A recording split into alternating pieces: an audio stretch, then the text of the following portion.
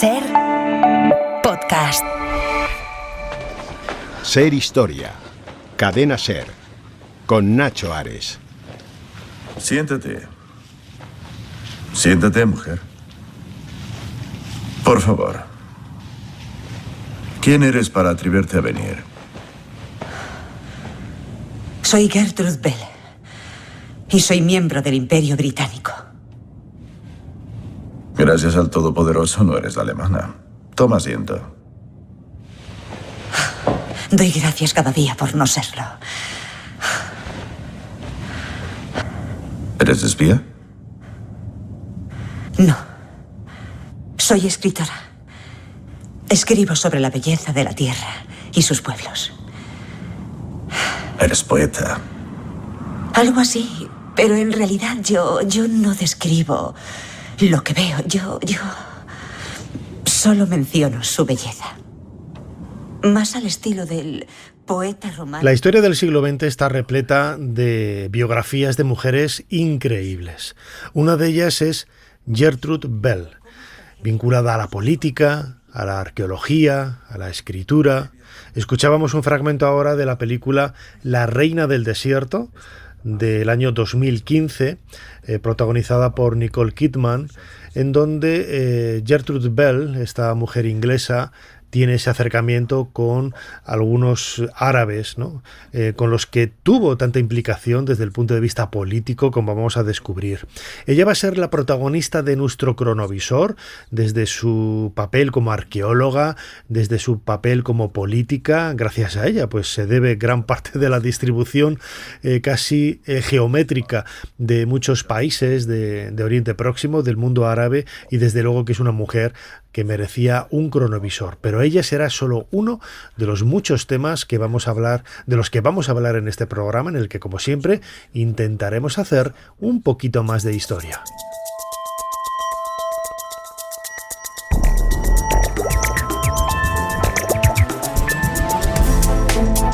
Bienvenidos a Ser Historia.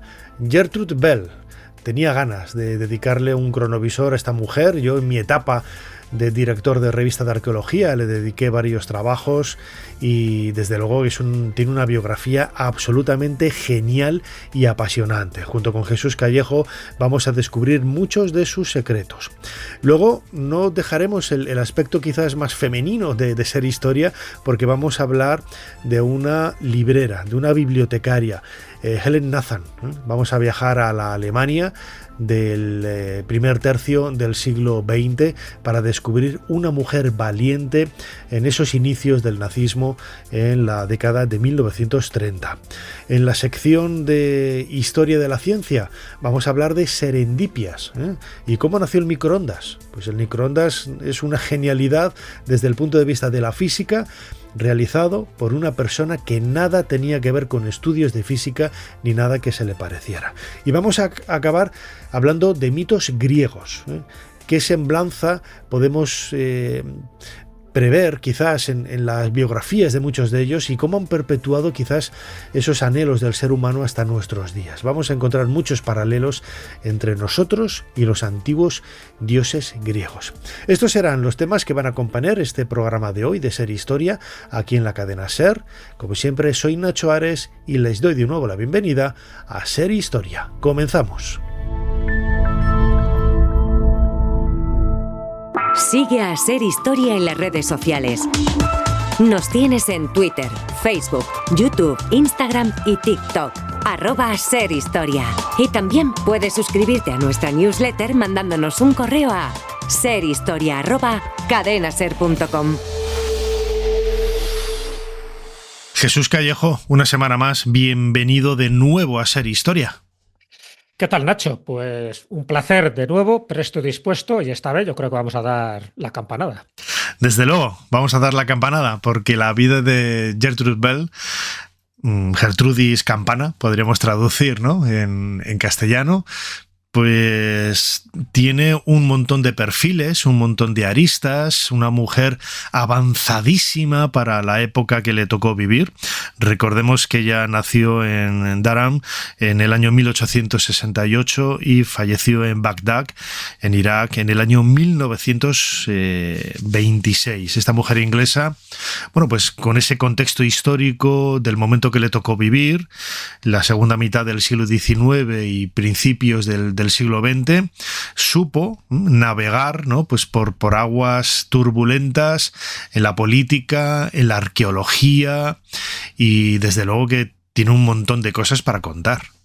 Sí, por eso la hemos traído aquí, ¿no?, en este cronovisor, porque es una mujer no demasiado conocida en España. Ahora posiblemente la conocerán un poco más después de lo que vamos a comentar, porque ella fue clave, por ejemplo, para el diseño de los nuevos países que se crean en Oriente Medio a raíz de la finalización de la Primera Guerra Mundial, donde ya sabes que hay 4 imperios que desaparecen. Uno de ellos es el Imperio Otomano, y a partir de ahí había que redistribuir un poco el territorio, un territorio bastante convulso, porque en fin, estaba lleno de árabes, y dentro de los árabes con algunos religiosos todos musulmanas, pero unos de chiitas, otros sunitas, estaban los kurdos, muchas tensiones tribales, y había que delimitar casi con una regla y un cartabón los territorios de Oriente Medio, igual que pasó también con África, con todas las tensiones que eso generó. Bueno, pues esta mujer, que era arabista, porque conocía 8 idiomas, porque conocía muy bien todo ese, bueno, vamos a llamar esa personalidad tan compleja que había en esos territorios regidos anteriormente por el Imperio Otomano, pues la tuvieron en consideración, ni más ni menos que Winston Churchill en aquel momento.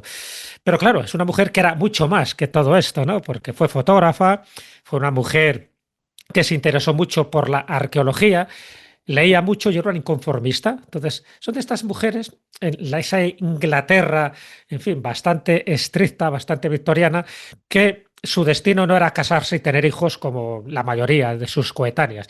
Ella ya desde el primer momento empezó a aspirar y a poner las cuotas muy, muy altas. De hecho, todos los pretendientes que la llegaban pues no le interesaban para nada, porque eran pues o bien bastante deficientes a nivel intelectual, o sencillamente pues eso, unos papanatas de la época. Y esta mujer aspiraba a algo más. Entonces, y el aspirar a algo más es que Londres se la quedaba pequeña, asfixiaba, no solo por su niebla, sino por ese ambiente un poco puritano. Entonces, ella es cuando empieza a recorrer el mundo, recorre Europa, por supuesto recorre Oriente Medio, recorre además lugares potencialmente peligrosos para una mujer.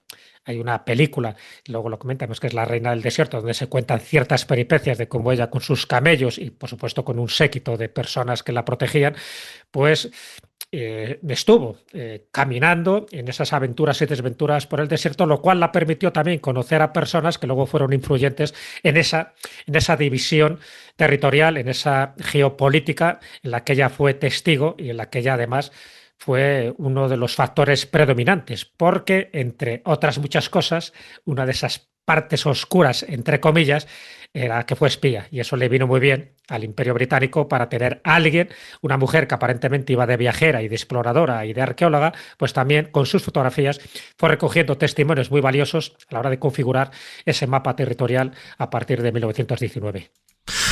Una vida fascinante que vamos a intentar desglosar en los próximos minutos aquí en el Cronovisor, junto con nuestro crononauta Jesús Callejo. Como siempre, Jesús, tenemos ya preparado el teclado de nuestra máquina del tiempo. ¿Cuál es la fecha que nos propones en esta ocasión? La fecha es el 28 de marzo de 1921.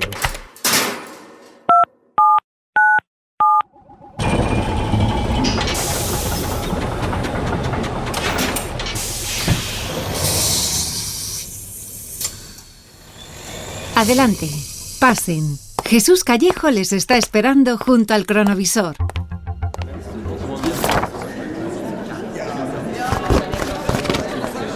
Jesús, ¿cuánta gente hay en este despacho con mapas enormes desplegados encima de la mesa? Muchos hombres y una mujer. Imagino que esta mujer será Gertrude Bell. Exactamente. De hecho, es la única mujer, así que no hay demasiada confusión, ¿no?, en todo este panorama masculino. Incluso hay una foto que recomiendo a todos nuestros oyentes que la vean, porque estamos en la conferencia del Cairo de 1921. Es una conferencia que ha empezado el 12 de marzo. Como ves, ya queda poquito, quedan un par de días para que termine, pero este es un día clave porque es el momento, ya digo, en el que Oriente Medio empieza a tener un rediseño que ha pasado a la actualidad. Es decir, nos ponemos un poco en contexto, ¿no? Antes de entrar un poco en lo que se está debatiendo. Ha ocurrido el fin del Imperio Otomano a partir de 1918, 1919, tras la Primera Guerra Mundial. Este imperio se desintegra y se desintegra además en territorios árabes que quedan bajo el control de potencias europeas y sobre todo Gran Bretaña y Francia, que ven que hay un pastel muy jugoso y se lo quieren repartir. Luego hay un mandato, el mandato de la Sociedad de Naciones, por una parte a Gran Bretaña, que recibe el mandato de Mesopotamia, lo que luego se va a convertir en Irak, y de Palestina. Y Francia, pues también quiere lo suyo y recibe el mandato sobre Siria y Líbano, con lo cual los británicos y los franceses son los que están cortando el bacalao en este caso, ¿no? Evidentemente, en la parte británica tenemos a nuestra protagonista, ¿no? A Gertrude Bell. Y claro, por otra parte, los conflictos sociales, bélicos y la necesidad de una cierta estabilidad en ese territorio, porque si no ven que se les escapa de la mano, ¿no? Sobre todo las tensiones religiosas y étnicas entre chiíes, sunís, kurdos, en fin, que complicaban muchísimo la situación. Así que era necesario hacer esta conferencia del Cairo en este marzo de 1921. Y en este momento, ya digo, crucial para la historia de Oriente Medio, es cuando vemos a Gertrude Bell, porque ahí con su sombrerito, la única mujer, pero mira quién está, también está Winston Churchill, por entonces secretario de las colonias. También altos funcionarios británicos, militares, expertos en la región, pero vemos a otro también muy interesante, que también tiene película, Lawrence de Arabia. Ahí le tenemos también, que también hizo actividades de espionaje. También tenemos al general Percy Cox, que le llaman Cocus, que también ha sido pues, el que la nombró un poco secretaria para estos asuntos de Oriente. Y por supuesto a Gertrude Bell, en una foto de 40 personas, la única mujer es ella, lo cual eso ya nos está indicando la importancia que tuvo en estas decisiones.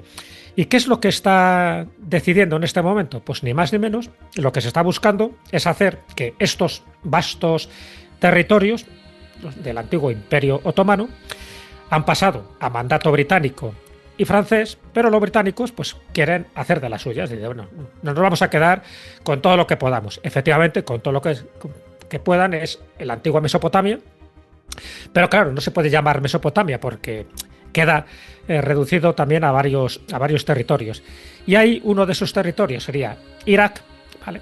Que es el nombre que le da Gertrude Bell. ¿Por qué Irak? Porque es un vocablo semítico. Recuerda que ella conoce 8 idiomas. Y uno de los idiomas, por supuesto, es el árabe. Pues Irak es un vocablo semítico que significa fértil, porque evidentemente está entre los dos ríos, entre el Tigris y el Éufrates. Y pues gusta, porque bueno, no deja de ser también pues un vocablo también aceptado, ¿no? Por el mundo árabe. Así que deja de llamarse Mesopotamia, se empieza a llamar esa parte Irak, y hay otra parte que la denominan Jordania. Y hay que nombrar reyes, porque lo que buscan es reyes, en este principio, reyes como títeres, ¿no? de Gran Bretaña, y es la propia Gertrude Bell, en esta conferencia del Cairo, la que propone quién tiene que ser los reyes. Ella es la que designa a estos reyes. De hecho, ¿sabes qué? Popularmente la empiezan a llamar la reina sin corona de Irak o de Mesopotamia, porque ella no reina, pero sí designa reyes. ¿Quiénes son estos reyes? Por una parte, Faisal Hussein, el hijo del jerife de la Meca, el que fue el antiguo rey de Siria, hasta que le obligan a abdicar, que sería proclamado ese rey de Irak, ¿no? Faisal, el famoso Faisal I. Y su hermano, Abdallah ibn Hussein, queda al frente de Transjordania, que luego con el tiempo se empieza a llamar Jordania, la actual Jordania. Y es ella la que nombra a estos dos reyes. ¿Por qué? Porque ya los conoce de la travesía que hizo ella por el desierto casi durante 12 años, porque Winston Churchill acepta perfectamente estos consejos de Gertrude Bell y considera que pueden ser las personas más adecuadas para calmar las disputas tribales y religiosas que hay en esta zona, y efectivamente durante un cierto tiempo, pero siempre bajo la supervisión del Imperio Británico. Así que, como ves, por eso digo que es un momento clave no demasiado conocido, pero ella desempeña este papel decisivo, elabora informes, elabora los mapas, elabora los memorándum y efectivamente al final consigue que haya un Irak unificado. Fíjate, estaba viendo ahora mismo, según te escuchaba, la fotografía de esa reunión, esa conferencia en el Cairo, y es una fotografía realmente sorprendente, ¿no? Donde se la ve a ella a la izquierda de la imagen, la única mujer, rodeada de señores, de varones. Vemos en la primera fila abajo a Churchill, un Churchill joven, claro, nada que ver con lo que veríamos luego 2 décadas después en la Segunda Guerra Mundial. Incluso hay 2 panteras aquí, que aunque queda un poco raro, ¿no? Un poco... Lo tienes. Pues es que yo he contado la gente, ya hay unas 40 personas. Todos hay militares, en fin, gente de distintas etnias también, y también la parte exótica. Y como ves ella, Gertrude, ahí con su sombrerito y con ese semblante serio, claro, porque en el fondo se estaba dando cuenta de que no estaba bien vista por muchos de los que estaban allí, pero por otra parte era totalmente necesaria, porque la que más sabía de toda esa circunstancia geopolítica era ella, porque se la había currado y porque se había jugado la vida directamente durante años. Desde luego que sí, desde luego. Además el Hotel Semiramis es un hotel que conozco yo muy bien, al lado del Nilo. Suelo ir cuando estoy allí a una cafetería que tiene en la parte de abajo, que va a dar a la corniche, y es curioso, ¿no? Cómo estos lugares se convierten en escenarios de la historia, en este caso de una mujer, Jesús, que en sus inicios hoy la vemos como una mujer muy avanzada, una mujer luchando, ¿no?, por tomar parte, ¿no?, en toda esta historia. Si quieres, vamos a escuchar un fragmento de un programa de esta casa, Mujeres con las botas puestas, de nuestra compañera Ángeles Caso, en donde dedicó uno de esos episodios, uno de esos programas que podemos escuchar completo en los podcasts de Ser Podcast, precisamente a la figura de Gertrude Bell. El reino de Irak, con Faisal I al frente, quedaría durante unos años bajo protectorado inglés. Sus fronteras y funcionamiento interno se diseñaron siguiendo las indicaciones de la propia Gertrude Bell. Al menos en parte, experta como era en la zona, no podía evitar tener dudas, igual que Lawrence, de que la creación de aquellos estados para agrupar a tribus y sectas, a menudo enemigas, fuera un éxito. Pero sus temores fueron acallados por el imperialismo dominante. ¿Te acuerdas cuando pensábamos que los árabes nunca podrían tener una nación, Lawrence? Sospecho que, después de todo, sigo pensándolo, Gertie. ¿Piensas que todo esto no es más un espejismo? Como si hubiéramos divisado una ciudad fantasmagórica alzándose en medio del desierto. Me temo que sí. Lo malo es que no sé si lo que hemos divisado es una ciudad o el infierno. Lo primero que hay que hacer es establecer las fronteras. Y hacer, pues como se hizo con África, como hicieron los ingleses y los alemanes, con muchos países de África, a golpe de escuadra y cartabón. O sea, primero hay que establecer las fronteras. Y ahí no se respeta ni las tribus, ni los derechos territoriales, o sea, lo hacen. Y ella se opone porque conoce la zona, tiene muchísimos problemas, no es respetada, no se aceptan sus opiniones en cierto sentido, y se ve obligada un poco pues a establecer estos márgenes geográficos de lo que va a ser un futuro reino que ella le pone nombre, por cierto, Irak.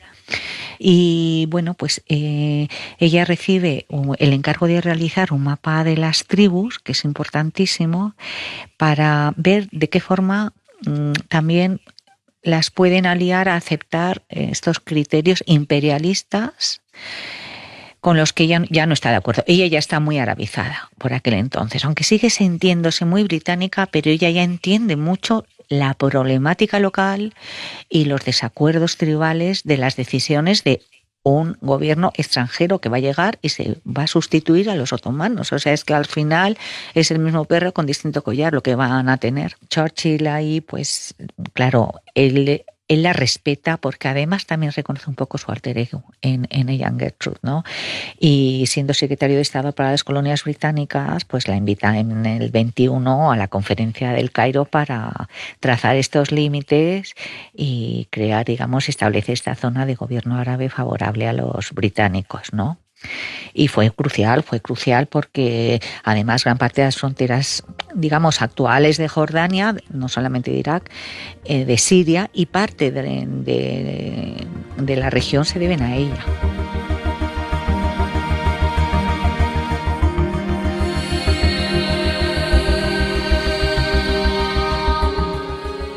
Jesús, una mujer muy avanzada. Hoy la vemos con esa idea quizás de abanderada del feminismo, pero también hay que entenderla en su contexto histórico, porque cuando ella estaba en Inglaterra, por ejemplo, ella estaba en esa liga antisufragista, es decir, no quería que las mujeres votaran.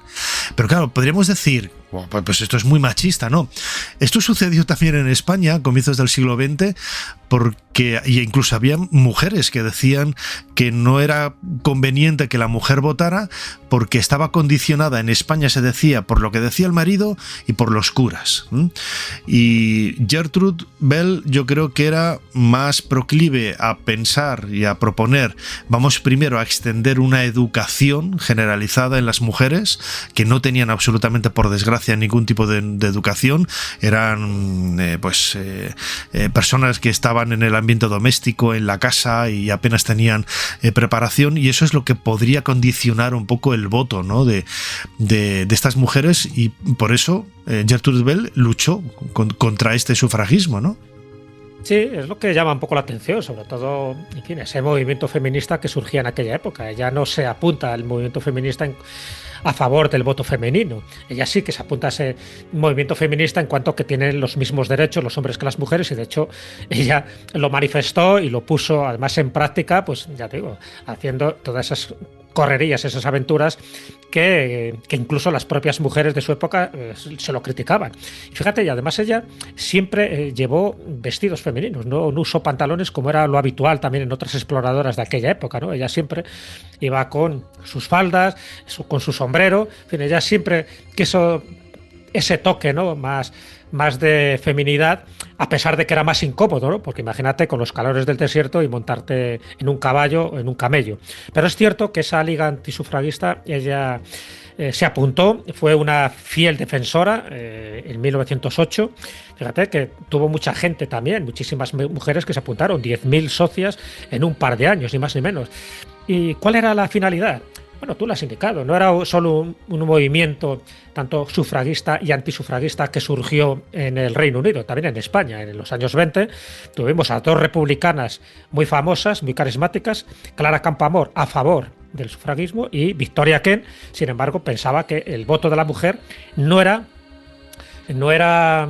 uno de los elementos importantes en ese momento, sobre todo por la condición que tenía la mujer de estar un poco, pues, siempre al servicio del marido, y sobre todo porque sería muy manipulado por la propia Iglesia y por las influencias un poco, pues, de los políticos que había en aquel momento. Entonces, ella sí que pensaban que el voto femenino antes o después tenía que imponerse, pero no en ese momento. Fíjate que la Liga Antisufragista es en 1908. 10 años después, en 1918, es cuando se consigue por fin el voto femenino en el Reino Unido. Pero pensaba ella y Mary Ward, que era una novelista, y bueno, pues otras antisufragistas de la época, incluso Annie Besant, que luego estuvo asociada a la Sociedad Teosófica, ¿no?, amiga de Madame Blavatsky. Pero pensaban por eso, o sea, no porque quisieran restringir los derechos de la mujer, porque pensaban que eran inferior a un hombre a nivel intelectual, sino sencillamente porque consideraban que no era el momento hasta que no hubiera una preparación, una educación suficientemente poderosa y profunda para que las mujeres fueran conscientes de que tenían que adoptar el voto. Pero ojo, fíjate que este movimiento sufragista británico sí que les decía que no estaban preparadas para el debate político y que no podían acceder al voto en elecciones parlamentarias, pero sí en las elecciones locales o municipales, porque ahí sí que conocían un poco a la gente, sabían perfectamente el perfil de los quienes votaban, y ahí ese voto feminista sí que lo podrían hacer. Digo, un poco para remarcar que ella sí que estaba a favor de ese voto municipal. Pero bueno, fuera de eso, es cierto, ella sí que desde el principio se hace una mujer a sí misma, porque ella tiene la desgracia de que su madre muere al dar a luz a su hermano Maurice, y ella tenía 3 años, o sea que desde ese momento la figura materna desaparece tiene ya la figura paterna, que es la que de alguna forma la intenta influir, hasta el punto de que el primer amor serio que ella tiene, a ver, Gertrude Bell es una mujer que nunca se casa y nunca tiene hijos, pero el primer amor serio que tiene era de un secretario de embajada, y el padre es el que le dice: no, este no tiene dónde caerse muerte, este no tiene dinero, tú eres de la alta clase, tú te mereces a alguien mejor.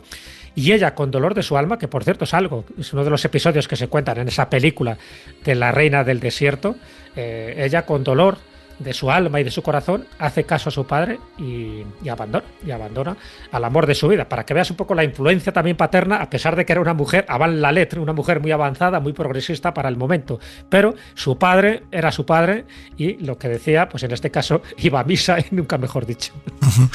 Fíjate, hay algunos aspectos de la vida de Gertrude Bell que a mí me recuerdan a Agatha Christie. Agatha Christie también estuvo viajando por Oriente Próximo, primero pues por buscar un momento de vacaciones, de escapismo, de solaz, ¿no? de todo lo que tenía en Inglaterra, y se enamoró de todo lo que vio en Irak, en Egipto, en Siria.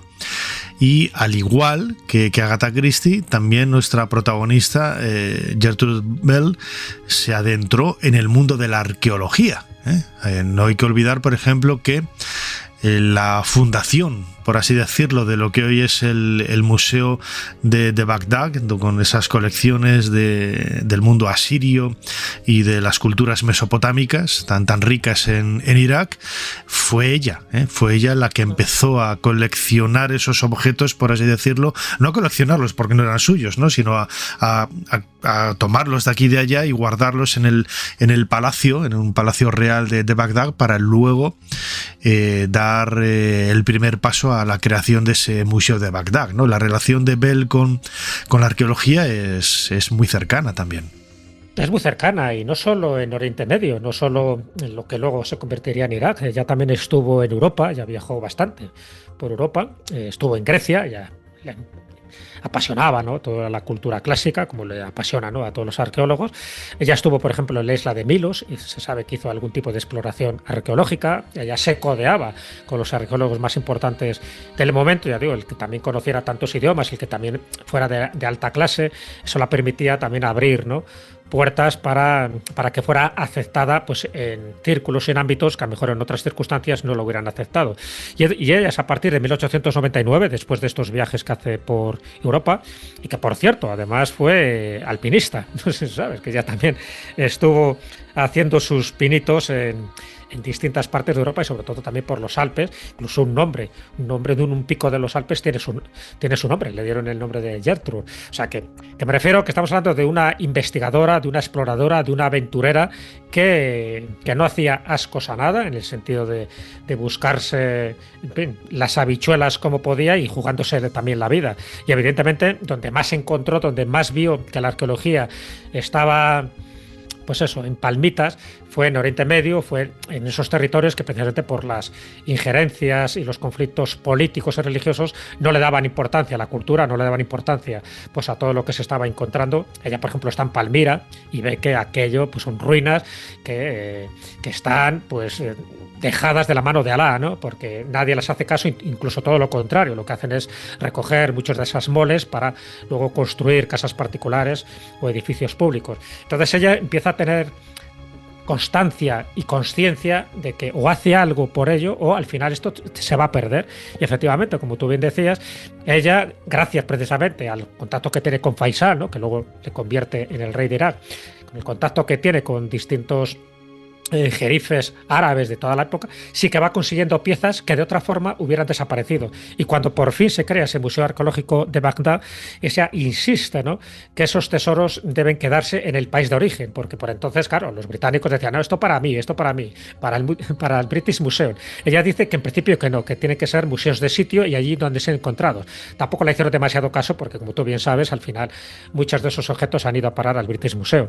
Pero cuando se abre ese museo al final, en 1926, ella sí que aporta muchísimas de esas piezas, que por una parte era su colección privada, pero que luego la dona directamente, y también gracias al rey Faisal, que le permitió, ¿no?, poder acceder a distintos sitios arqueológicos para que pudiera extraer toda esa riqueza cultural, arqueológica y antropológica también. Así que, en parte también debemos la creación de este Museo Arqueológico de Bagdad a esta mujer, que aquí en España no es demasiado conocida, y también permitió la creación de la Escuela Británica de Arqueología en Irak, y eso hizo que muchos arqueólogos futuros también se asentaran en esos principios básicos que ella inculcó, y además lo hizo siempre con ese conocimiento de causa que la caracterizaba. Luz de mis ojos y vendimia de mi corazón, y mío al fin en la memoria inalterable. Cuando halló una fácil partida, me dejó a mí el más difícil peregrinaje. Oh, camellero, por el amor de Dios, ayúdame a levantar esta carga, y que la piedad sea mi compañera de viaje.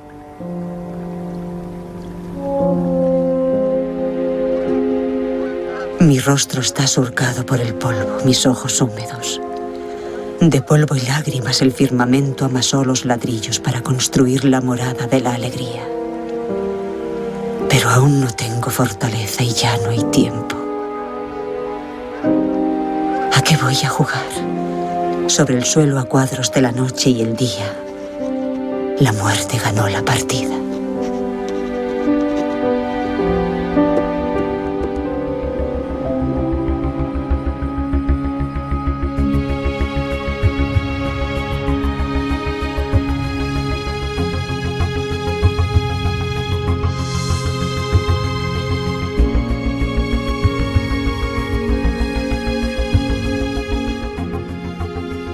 Antes, Jesús Callejo, crononauta, hacías mención a la película de La Reina del Desierto del año 2015, protagonizada por Nicole Kidman, en donde, bueno, se hace más hincapié, ¿no?, en aspectos más personales de la vida de Gertrude Bell relacionados con sus amoríos, y no es que se deje de lado, ¿no?, la política en absoluto, pero bueno, es una forma, quizás sí, hay que decirlo con estas letras, un poco más ñoña, ¿no?, de conocer a Gertrude Bell, ¿no es así?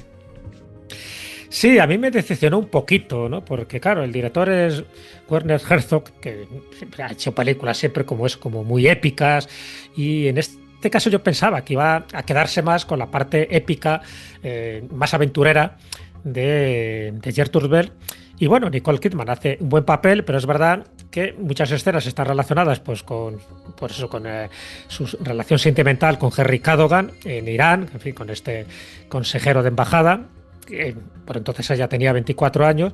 Es verdad que hay escenas muy curiosas, es por cuando visitan juntos la Torre del Silencio, ¿no? La Torre del Silencio, sabes que era de estos lugares para la religión de Zoroastro, donde colocaban a los cadáveres para que los buitres fueran poco a poco consumiendo la carne y dejaran los huesos mondos y lirondos. Bueno, pues aparece esa escena allí. Y bueno, se ve cómo va escribiendo ese diario, ese cuaderno de bitácora día a día, lo que va aprendiendo, lo que va conociendo, cómo se va encontrando con distintas tribus de beduinos, cómo la reciben, cómo la tratan, a veces cómo la maltratan. Se ve cómo visita también Petra. En fin, es muy interesante ver un poco ese itinerario que duró muchísimos meses, esas 4 personas con sus 7 camellos que iban, y sobre todo porque era un poco sibarita. También en la película se ve, ella iba siempre con una tienda de campaña, y en esa tienda de campaña siempre iba con su cama, con su mesa, con sus sillas, con su vajilla de porcelana, sus libros y una bañera desmontable. La bañera no hay quien se lo quitara, y fíjate, en pleno desierto había que buscar un oasis y había que encontrar agua, que no era nada fácil, ¿no? Pero siempre con esas ropas de mujer, y siempre acompañada por Fatuch, ¿no?, que era su sirviente, un sirviente de origen armenio, y siempre escoltada, ¿no?, pues por una pequeña escolta de hombres, para eso, para que no sufriera ningún percance, porque estamos hablando que no era la clásica aventurera esta que va a ver qué pasa, sino que tenía todas las credenciales y sobre todo porque eso no lo sabía la gente, pero iba acreditada ni más ni menos que por el Imperio Británico. Ella hacía funciones de arqueología y de fotografía porque va haciendo fotografías a todos los lados. Es verdad que cae simpática, ¿no? Primero que sea una mujer, que conozca su idioma, que conozca el idioma árabe, que además tuviera una cultura, pues eso, muy por encima de la media.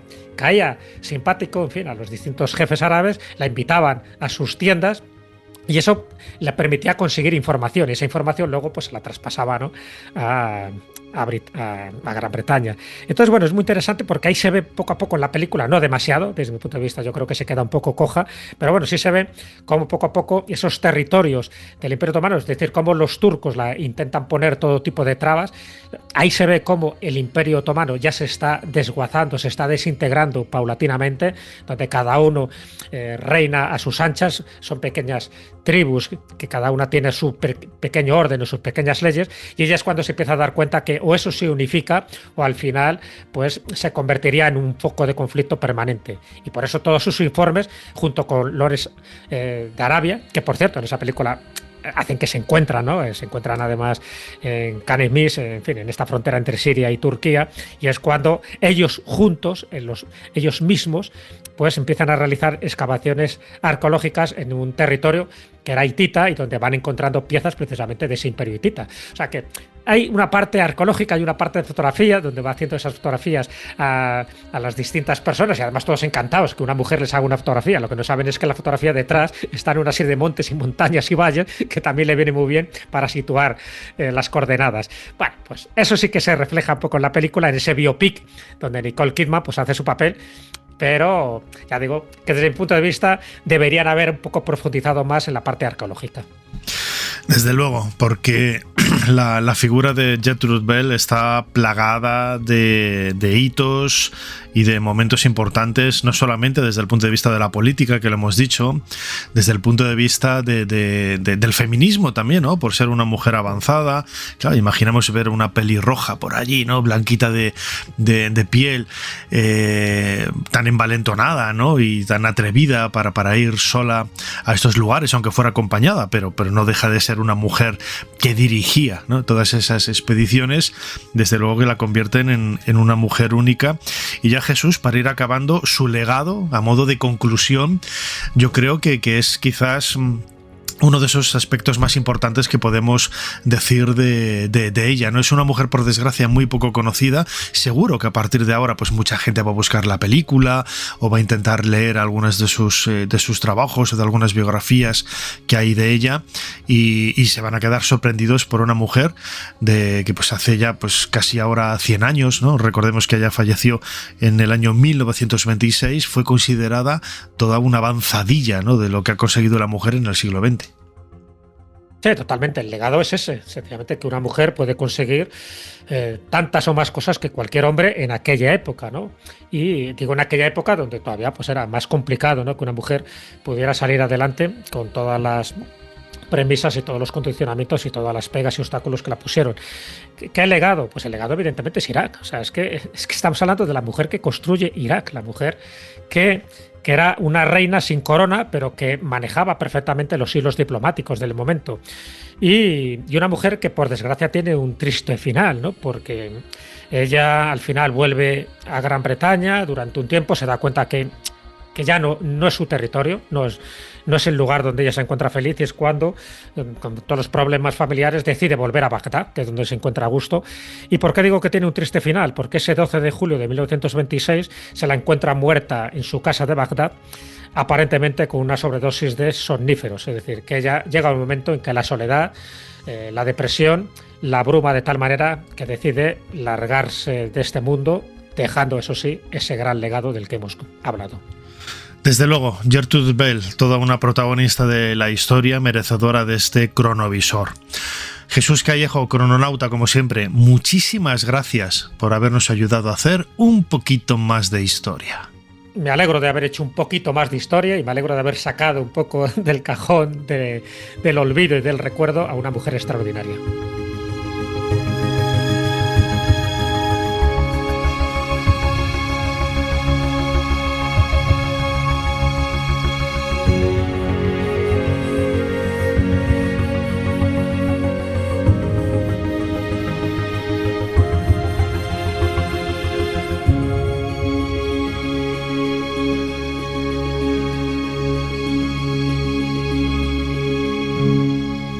El trabajo de Sir Leonard Woolley quedó empañado por el hallazgo casi simultáneo de Tutankamón en Egipto.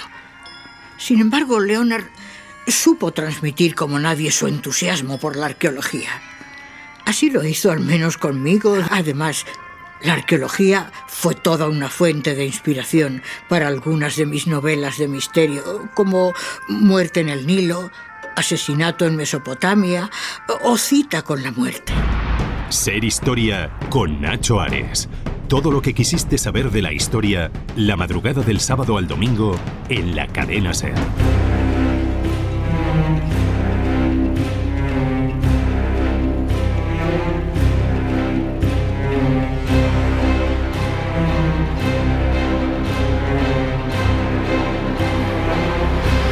Continuamos en Ser Historia y lo vamos a hacer de una forma que a mí me gusta especialmente, ¿no? Hablando de libros. Yo soy bibliófilo, soy devorador de libros, me encanta coleccionarlos, me encanta tener libros antiguos, sobre todo, bueno, pues mi colección de libros de Egipto antiguos es maravillosa. Me encanta todo aquello relacionado con el mundo de la creatividad, de escribir. Y en esta ocasión vamos a hablar de una mujer que durante la Segunda Guerra Mundial se caracterizó pues por ser quizás el escaparate, ¿no? O la proyección de una idea que a veces no le damos la importancia, ¿no? Que es el valor de los libros, cuidar los libros, protegerlos, sobre todo para que generaciones futuras puedan disfrutarlos, ¿no? Libros de pensamientos y de ideologías muy variadas, que todos suman. Yo siempre he dicho que no hay libro malo, todos tienen algo. Todos tienen algo bueno, aunque sea algo que te permita criticar, pero que te abre los ojos para poder ver otros temas. Y eso es un poco el perfil, ¿no? de esta mujer, Helen Nathan, de la que vamos a hablar en los próximos minutos, porque ella es la protagonista de la última novela de nuestro compañero ya y amigo de este programa, Mario Escobar. Mario, bienvenido de nuevo a Ser Historia. Pues un placer estar contigo, Nacho. Escribes más que nada, estás todo el día escribiendo, 24 horas casi, ¿no? Me pasa como a ti, soy un amante de los libros desde niño y entonces cuando no estoy escribiendo estoy leyendo, es casi mi rutina diaria. Acabas de publicar con Ediciones B La Guardiana de Libros. Ya el libro anterior la novela anterior con la que estuviste aquí con nosotros, La Librera de Madrid, también hablaba de esas mujeres, ¿no? De esa mujer también relacionada con esa idea de protección de los libros, de las bibliotecas en la Segunda Guerra Mundial. Ahora quizás fue uno de esos momentos más duros, ¿no? para los libros. Yo no sé si hay constancia de que se perdieran totalmente ejemplares de alguna edición o lo que sea, pero desde luego que las pilas, ¿no? de libros eran muy común, ¿no? Sí, fue un desastre, ¿no? Para la cultura, se paralizó el mundo editorial.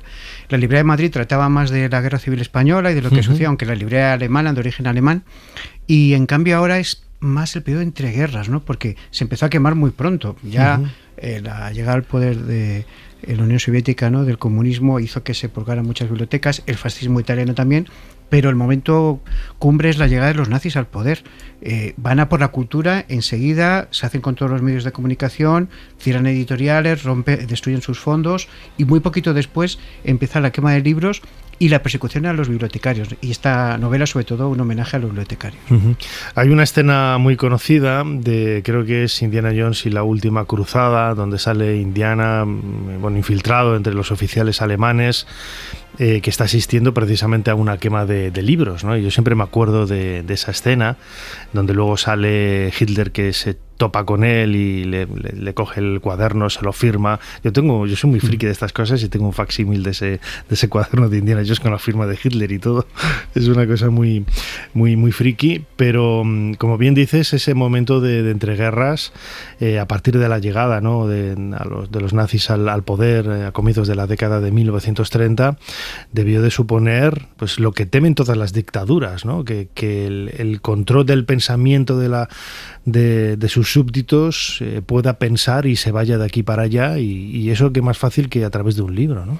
Sí, imagínate, una cosa que hicieron muy curiosa no fue suspender la edición de libros, porque el alemán medio leía mucho, sino poner títulos absurdos, ¿no? Por ejemplo, sobre el naturismo o cosas así de cómo caminar senderos por Alemania, Hombre, está bien ese tipo de libros, pero nada que fuera político, que hiciera pensar a las personas, sino que las motivara a salir al campo, ¿no? A pasear y no pensar demasiado, esta vida naturista alemana.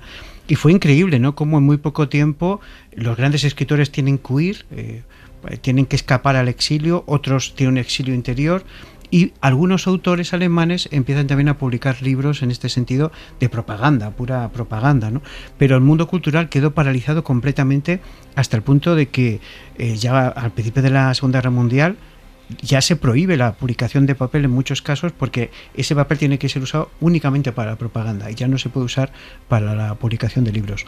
Y una de las cosas que primero va a sufrir van a ser las bibliotecas. Llegan los nazis al poder, van a ver el catálogo de libros que hay, va a haber quema de libros, desaparición de libros, pero también de bibliotecarios. Se empieza a perseguir a los bibliotecarios con ideología diferente, se empieza a perseguir a los bibliotecarios de origen judío, se empieza a perseguir incluso a bibliotecarios que, aunque no tenían una proyección política, querían, por ejemplo, fomentar la lectura, ¿no? Y ese es el caso de nuestra protagonista, de Helen, que está en un barrio obrero alemán y quiere llevar los libros a la gente obrera alemana. ¿Quién es esta mujer? ¿Quién es esta pionera y valiente librera, bibliotecaria, Helen Nathan? Bueno, Helen Nathan es un personaje muy curioso, ¿no?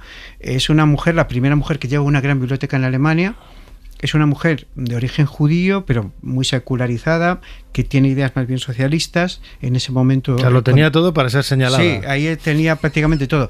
Va a dirigir una biblioteca que está en un barrio que está pues casi a las afueras de Berlín. Actualmente sería casi el centro de Berlín, pero en aquella época eran como las afueras de Berlín. Un barrio obrero que apenas había libros, y durante toda su vida de bibliotecaria lo que intenta fomentar es la lectura. Va a tener problemas desde el principio porque la lucha política en los barrios obreros va a ser muy potente, ¿no?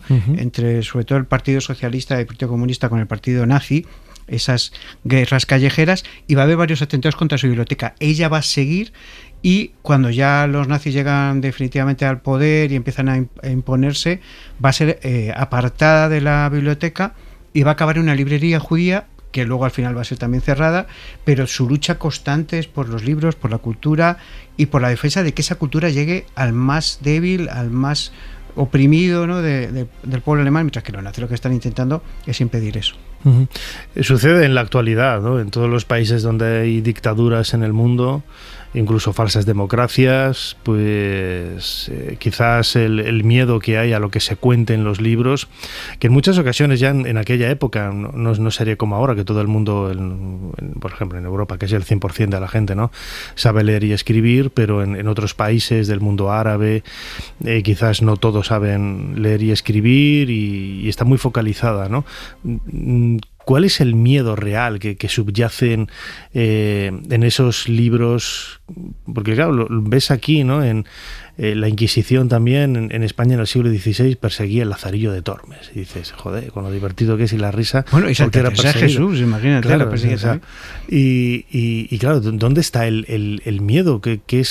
¿Cuál es la ideología? Y lo mismo, yo soy tan idiota que hay libros que no veo, ¿no?, qué es lo que me intentan convencer, o lo mismo piensan los dictadores, que te están comiendo la cabeza con lenguaje críptico que...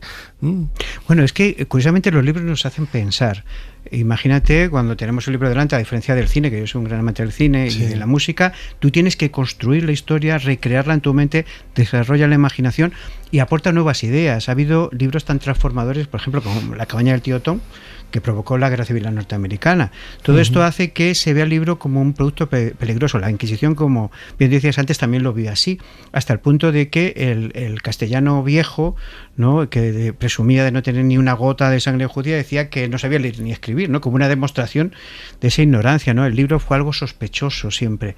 Y las bibliotecas también, porque eran donde se unían todos estos libros, era una especie de lugar secreto, ¿no? Esta biblioteca secreta un poco de Zafón, que todos hemos imaginado alguna vez, maravillosa, y desde Alejandría fue un objeto de persecución, porque eran peligrosos. Alemania era un país que ya tenía muchas bibliotecas, en la que la gente humilde podía hacer un libro, porque eso es lo bueno que tiene una biblioteca, ¿no? Que tú no tienes que pagarlo, que está allí al acceso de todo el mundo, y los nazis querían destruir ese conocimiento, a pesar de que Hitler, por ejemplo, en su etapa de estudiante en Viena y luego ya casi de mendigo, frecuentaba muchísimo la biblioteca. Sabemos que era un gran lector. Mao Zedong, además de escritor y editor, fue bibliotecario. O sea, los grandes dictadores yo creo que sabían por su propia experiencia cómo ellos se habían formado y que si los demás tenían ese instrumento podían contradecirles o incluso oponérseles abiertamente, ¿no? Y los libros había que callarlos muchas veces con las llamas y otras veces encerrándolos en sitios como un elemento peligroso. Y además ese gesto, ¿no?, de persecución de los libros se institucionalizó. De tal manera que había instituciones precisas en el gobierno nazi para la persecución y la quema y la prohibición de libros, con cargos, sus estamentos dentro de esas instituciones, ¿no? Sí, hay varias quemas simbólicas, ¿no? Hay una pequeña que además quieren decir que es como la quema de la bula de Lutero ante el Papa, ¿no? Y luego hay ya quemas más grandes que empiezan con el asalto a una biblioteca que era de una clínica de sexualidad, con la excusa de que esa clínica fomentaba pues la inmoralidad. Se va a quemar esa biblioteca. A Goering le parece muy buena idea esa propaganda, ¿no?, de quemar bibliotecas y hacerlo públicamente, y ya lo institucionaliza, lo pone por toda Alemania. En la plaza central de la Universidad de Berlín es donde se va a hacer esa quema de libros, pero casi solo es simbólica, porque es que luego, como dices tú, la purga siguió, había todo un complejo sistema administrativo que iba en busca de la destrucción de libros, no solo en Alemania, que se hizo una lista, ¿no?, de libros prohibidos, sino en toda la Europa ocupada, hasta el punto de que prácticamente se arrasaron y quemaron pues cientos de miles y millones de libros durante la Segunda Guerra Mundial. Habría títulos perfectamente conocidos y perseguidos, ¿no? Yo no sé si recuerdas alguno. Sí, a veces eran libros muy inocentes, como dices tú, ¿no? Por ejemplo, Adiós a las armas, por ser pacifista, otros libros de la época que tenían ese carácter pues también pacifista, y claro, todos los libros marxistas, El Capital y todos los libros que escribió Marx. Incluso se quemaron todos los libros de Freud por el hecho de ser judío. Y por ejemplo Thomas Mann, que era un escritor pues de novelas, Su montaña mágica, otras novelas fueron perseguidas. Su hijo Erich Mann también fue perseguido y destruidas sus novelas. Prácticamente cualquiera que se hubiera opuesto, hubiera dicho algo contra el régimen, tuviera alguna gota de sangre judía, tuviera alguna idea comunista, pero a veces eran también libros absurdos, ¿no?, que novelas muy sencillas, ¿no?, que parecía que no causaban ningún peligro, pero cuestionaban pues la idea de raza, la idea de superioridad, esa idea pues nazi de que había que crear ese hombre nuevo, ario, superior, y cualquier pequeño libro que se saliera de esa doctrina iba a ser destruido. Me viene un poco ahora la obra de Hitler, ¿no?, Mein Kampf, mi lucha. Hay un vídeo buenísimo en internet de una cosa que es que según te estaba escuchando me estaba entrando la risa porque me acordaba de el padre le dice a su padre que compre al nieto el Minecraft, el juego. El abuelo no le entiende bien y le compra Minecraft. Y sale el vídeo del niño abriendo el regalo y claro, empieza a ver a eso con la SS y dice, ¿y esto qué es? El Minecraft, te has comprado el Minecraft, chaval. Lo que había pedido tu padre al abuelo, ¿eh? Bueno, bromas aparte, volvemos a la figura de Helen Nathan. ¿Cuáles son esas vicisitudes? Imagino que la lucha sería continua, ¿no?, para intentar salvar no solamente sus libros, sino también su vida. Sí, en cuanto empieza la persecución de los libros, se intentan hacer bibliotecas secretas. Esto pasa en varias partes de Europa, ¿no? Hay una biblioteca secreta en París. En Estados Unidos, cuando empiezan las quemas de libros, empiezan a guardarse esos títulos y esos autores que están siendo quemados, como decías tú antes, con el temor de que llegan a desaparecer por completo. Porque claro, en aquella época no sabían todavía si el nazismo iba a ocupar toda Europa, claro, y se iba a mantener en el poder durante incluso... Bueno, el Tercer Reich iba a ser milenario, ¿no? Entonces podía durar muchísimo tiempo y había que salvar esos libros. Y Helen hace algo parecido en Berlín. Oculta, primero, antes de que la echen, en una zona pues de la propia biblioteca, una zona oculta, que eso pasó en las librerías españolas antes de la transición, ¿no?, que tenían el sitio, la puerta de atrás, los libros prohibidos, sí, donde están los libros prohibidos, y luego va a intentar hacerlo en un edificio cercano para proteger los libros, los va a sacar de la biblioteca, que eso es una vicisitud grandísima, pero su vida empieza a estar en peligro, ¿no?, como dices tú. ¿Por qué? Porque va a acabar muy pronto en uno de los primeros campos de mujeres, de concentración para mujeres, y se va a dar cuenta que la represión empieza a poco de llegar a Hitler al poder, ¿no? Empiezan estos campos de concentración donde primero se lleva a intelectuales, a personas pues con ideologías políticas, y ahí va a tener que sobrevivir, y también durante ese tiempo en ese campo va a hacer una pequeña biblioteca para las prisioneras. Una biblioteca en la que, bueno, no habría libros prohibidos, imagino. Sí, porque es que una cosa que... Era una biblioteca secreta dentro del campo. Sí, porque muchos prisioneros llevaban libros. Entonces, estos nacieron eran poco hábiles, ¿no? Sí, no, pero cuando se cogía y se purgaba la ropa, ¿no?, en muchos de los campos, claro, piensa que es al principio de la organización de los campos, claro, campos como Dachau y tal, no es la sistematización de Auschwitz, ¿no? Entonces se extraían muchas cosas y van llegando libros y algunos son rescatados y hace una pequeña biblioteca dentro del campo. Esto pasó incluso en Auschwitz, lograron hacer, hay una famosa novela que escribió un escritor zaragozano, que es La bibliotecaria de Auschwitz, que salió ya hace muchísimo tiempo, que habla sobre cómo en el campo checo una chica logra recuperar varios libros también y a partir de ahí hace una pequeña biblioteca. Imagínate en Auschwitz, con toda la problemática. Pues aquí Helen logra hacer algo parecido durante el tiempo que está en un campo, que luego logra salir, porque estos primeros campos que son de reeducación política ya la meten por una ideología, no por ser judía. Cuando supuestamente ha sido reeducada la dejan salir, y además por contactos que tenía por parte de su esposo, ¿no? Tenía varios contactos dentro del nazismo y logra escapar momentáneamente de la persecución nazi, pero en la etapa que está en el campo logra abrir esa pequeña biblioteca. La fascinación de los libros, desde luego que es increíble, ¿no? La vida de Helen Nathan se ha convertido quizás en un referente de esa lucha en favor de los libros. Hoy creo, ¿no?, que tiene una biblioteca en Berlín con su nombre, y que estoy convencido de que mucha gente que vaya a la biblioteca le suena a Helen Nathan, pero no sabe quién era Helen Nathan, porque suele pasar aquí con las librerías que tenemos en muchos lugares, ¿no?, con nombres de escritores o de gente relativamente conocida, muy conocida en el mundo de la cultura, pero bueno, ¿no?, la figura de Helen Nathan sigue viva de alguna manera, ¿no? Sí, esta biblioteca está activa. Y además yo tengo ahora el sueño, en alemán varios de mis libros han sido traducidos y han tenido mucho éxito, traducir este también para que el público alemán conozca la historia, ¿no? Claro. Igual que en su tiempo con Canción de Cuna, ¿no?, con otra Helen tan querida para mí, pues que también ayudó a los niños en el campo de concentración de Auschwitz, pues que esta Helen Nathan también sea un referente y un ejemplo de cómo se puede luchar contra el mal con una arma que parece tan sencilla, que como es un libro, ¿no?, como decía también Indiana Jones, que te gusta mucho, ¿no?, que la pluma vence a la espada, ¿no? En una de sus frases míticas, sí, ¿no?, también, y es así, ¿no?, muchas veces, aunque la espada parece en un momento vencer, al final la pluma logra vencer y sobrevivir a dictaduras tan terribles, no solo como la alemana, la nazi, sino la stalinista o la propia China, ¿no?, o la del Corea del Norte sobrevivirá, ¿no?, porque a veces esos libros que son destruidos se guardan en algún sitio y son recuperados.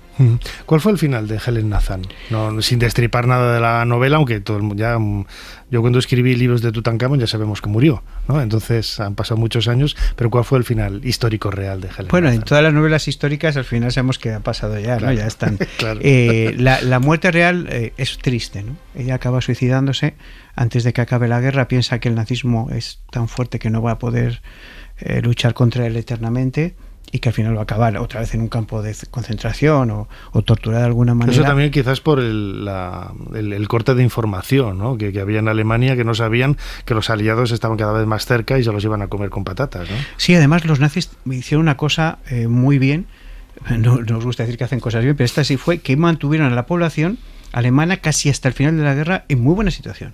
O sea, no hubo necesidad, hambre, no hubo carencia de casi nada, y claro, hasta que ya se empiezan a dar cuenta que empiezan a entrar por Prusia y por otras zonas a Alemania, es cuando empiezan a darse cuenta que el final es inminente. Se censuraban las cartas de los soldados que estaban en el frente.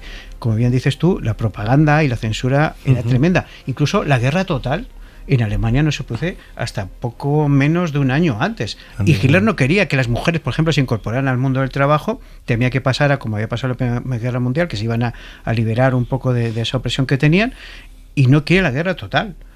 Se prefiere traer trabajadores extranjeros para esas empresas obligados como semiesclavos, ¿no? Entonces vemos ahí que se había mantenido anestesiada la sociedad alemana, y todo lo que se está exponiendo en los campos de concentración y exterminio se está llevando a la población alemana. Prótesis, abrigos, material escolar, todo lo que lleva a esos campos luego se llevaba a esa población alemana y se la mantiene aislada mentalmente pensando que va a ganar la guerra hasta que es el final. Y luego las armas secretas, las famosas armas secretas que le dan la esperanza, esas bombas que se están lanzando, esos misiles que se lanzan hacia Inglaterra, pero otras que decían tener, y que eso iba a hacer que girara pues el curso de la guerra y ganaran al régimen.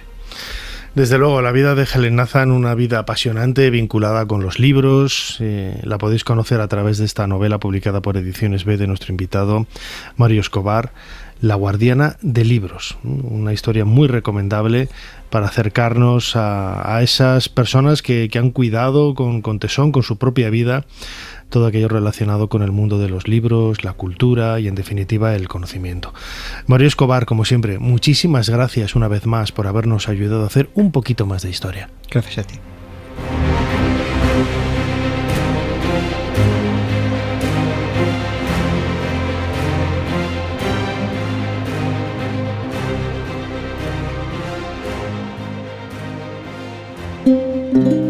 Leonardo, ¿te queda mucho para acabar? Señora, por favor, no se mueva tanto, que no acabamos nunca. Es que estoy cansada. Llevo aquí horas sin moverme, mano sobre mano. Madonna Lisa del Giocondo, solo una última sonrisa. No es más que un pequeño esfuerzo para luego pasar a la historia del arte. Ser Historia con Nacho Ares. Todo lo que quisiste saber de la historia, la madrugada del sábado al domingo en la cadena SER.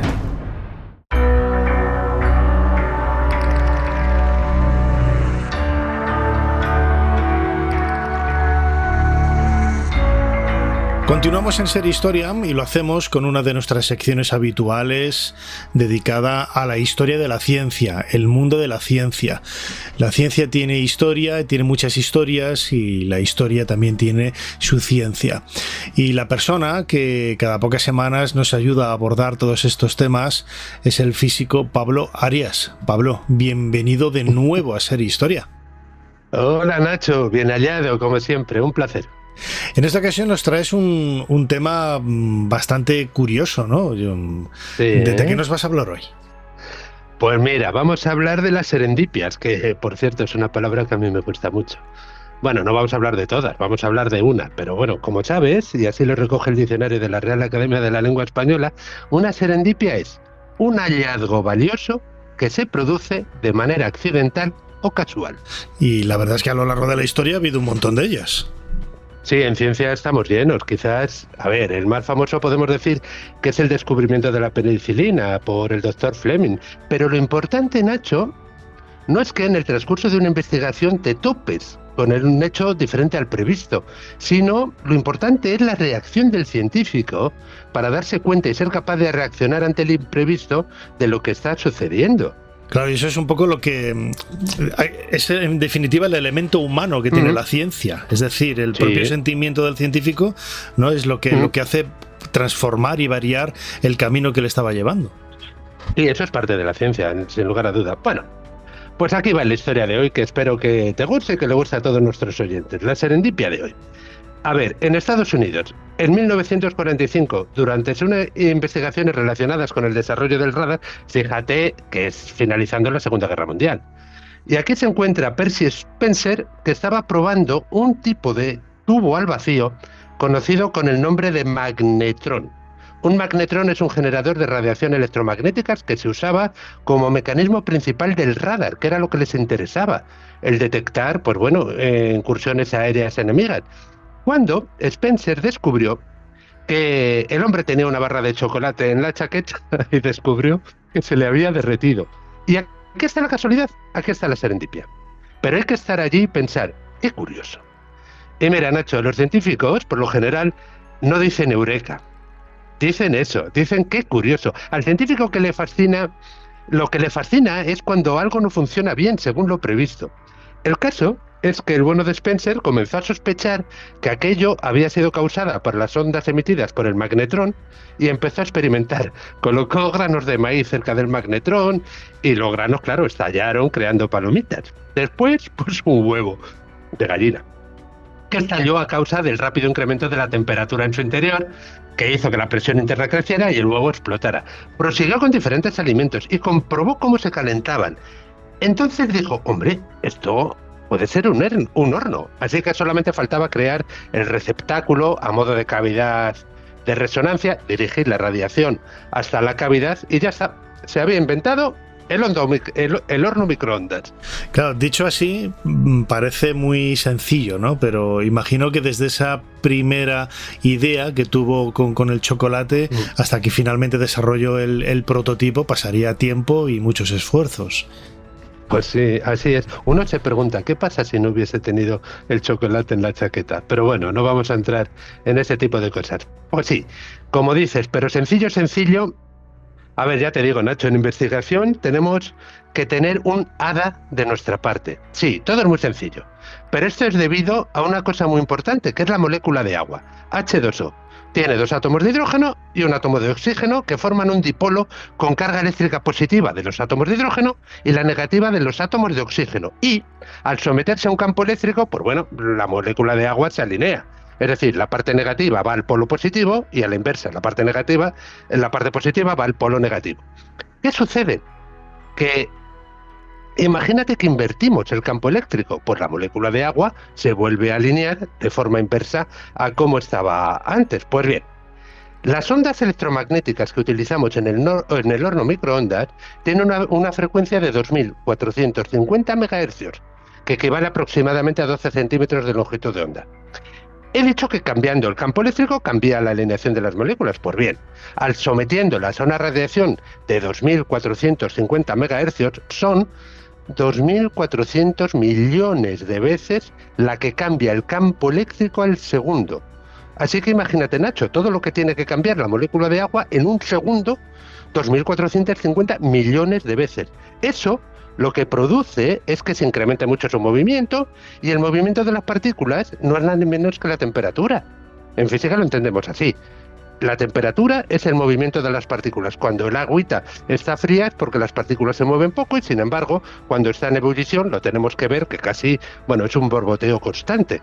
¿Y dónde está el hada en todo esto? Que tenemos que tener un hada de nuestra parte, decía, pues que todos los alimentos contienen una gran proporción de agua en su interior. Entonces, sometiéndolas a una radiación de microondas, calentamos alimentos. Otras cosas no las calentamos, pero los alimentos sí, lo que tenga agua. Alguna grasa también, pero lo que tenga agua. Claro, esto es lo que permite que todos los días, yo por ejemplo que utilizo el microondas para calentarme por las mañanas el colacao, pues claro, la leche es en gran parte agua, ¿no? Agua, y es lo que hace que en un par de minutos pues eso salga bastante calentito. Correcto. Aquí, bueno, ya aclararemos, no estamos para decir esto, pero por ejemplo, el barro no se calienta, es decir, la porcelana y demás, lo que calienta es, pues eso, tú cuando metes tu tacita de leche y dices, uy, está quemando la taza. No, está quemando porque se ha calentado la leche en su interior, que es lo que por convención ha calentado el recipiente. Pero el recipiente solo no se calienta. Pero lo que digo, el resto ya de la evolución del horno microondas ya es historia, que la tenemos que contar también. En 1947 salió al mercado, fíjate, en el 47, 2 años después de la finalización de la Segunda Guerra Mundial, salió al mercado el primer horno comercial de microondas. Y estas primeras unidades, bueno, es que eran muy aparatosas. Tenían 1,60 m de altura y 80 kilogramos de peso, como para cambiarlo de sitio en la cocina. Pero también, a ver, la mayor dificultad que tenía, que era el magnetrón, que es el que genera la radiación electromagnética, se refrigeraba con agua y necesitaba de todo un circuito para refrigerarlo y demás. Actualmente, posteriormente se mejoró el magnetrón, se refrigera con aire, y en los años 70 ya empezó a ser popular en las cocinas americanas. Pero las primeras unidades se vendían a $5.000 de la época, es decir, unos 70.000 euros. De los de ahora. Pero bueno, luego sí, en el momento que se refrigeró por agua, se hizo muchísimo más económicas, y ya te digo, pudo estar en todas las cocinas de América primero y después del resto del mundo. Ahora son muy económicos, la verdad, y también yo creo que parte de esa proliferación es lo que ha creado esa idea. Yo creo que no tiene ningún fundamento de decir que si provocaba cáncer, que claro, que como eran ondas que te afectaban, y bueno, esas cosas que no sé qué fundamento tienen. A ver, ahora te lo explico. Eso pasa con muchísimas cosas. Yo desconozco por qué. Es que yo no sé si es ignorancia o si es maldad, pero esto lo tenemos con las fake news y con todas las cosas que, bueno, que nos llegan, que piensan que, bueno, que van a convencer. Tienen que tener alguna motivación, pero cuando comenzó el horno microondas, realmente comenzó una campaña de desinformación que, bueno, que nos reímos de las noticias que llegan hoy en día. Que si podías morir de envenenamiento por las radiaciones, que si te quedabas ciego, que podía causar cáncer, que te quedabas estéril o impotente debido al uso del microondas. A ver, vamos a aclarar un poquitín. El horno microondas genera una radiación electromagnética, como hemos dicho, en el rango de las microondas, que es de mayor frecuencia que las ondas de radio, pero es de menor frecuencia que la de la luz, que la luz es otra onda electromagnética. La que vemos, la que nos dibuja los colores, la que nos metemos en el cerebro, es una onda electromagnética de mayor frecuencia que la de microondas. Y por lo tanto, ambas radiaciones viajan a la velocidad de la luz, se transmiten en el vacío y tienen todas las propiedades que cualquier radiación electromagnética. Pero no son ionizantes. ¿Qué quiere esto decir? Que no separan las moléculas en iones, por lo tanto, no tienen riesgo de cáncer, como por ejemplo, una radiación de rayos X, sí que es ionizante, sí que separa las moléculas y bueno, en altas dosis sí que pudiese ser causante de la generación de un cáncer. Pero para aumentar la seguridad, los hornos microondas no emiten más de 5 milivatios por centímetro cuadrado, que no es nocivo para un ser vivo, de ninguna de las maneras. Otra cosa es un mal uso, me explico. Claro, otra cosa es que tú metas el gato en el microondas. Si metes el gato en el microondas, créeme que va a salir chamuscado, pero no, bueno, si lo metes vivo, claro. Eso ha pasado en más de una ocasión y recuerdo una mujer que quiso secar al gato en el microondas, claro, lo mató y denunció a la empresa porque decía que en las instrucciones no advertían del peligro de meter un ser vivo en el microondas. Pero bueno, como digo yo siempre, ¿no? Un país en donde el 40% de la gente cree que los batidos de chocolate vienen de vacas marrones, pues no sé, no puedo decir nada más, ¿no? O sea... Pues mira, necesitamos hacer mucho más programas como este, Nacho. A ver, para finalizar, solamente 2 cosas más, si me permites. Una pregunta para ti. ¿Sabes por qué la puerta del microondas, si tú la miras cuando lo abres, en la parte interna del cristal ves como una red metálica? ¿Sabes pues para qué es? No tengo ni idea. ¿Para qué es? Bueno, pues vamos a ver, como hemos dicho, la longitud de onda es de unos 12 centímetros y los agujeros de la red, si te fijas, son de unos 0,8 centímetros. Por lo tanto, la radiación no puede salir a través del cristal. Te he dicho que es una radiación electromagnética y tiene todas las propiedades como la luz.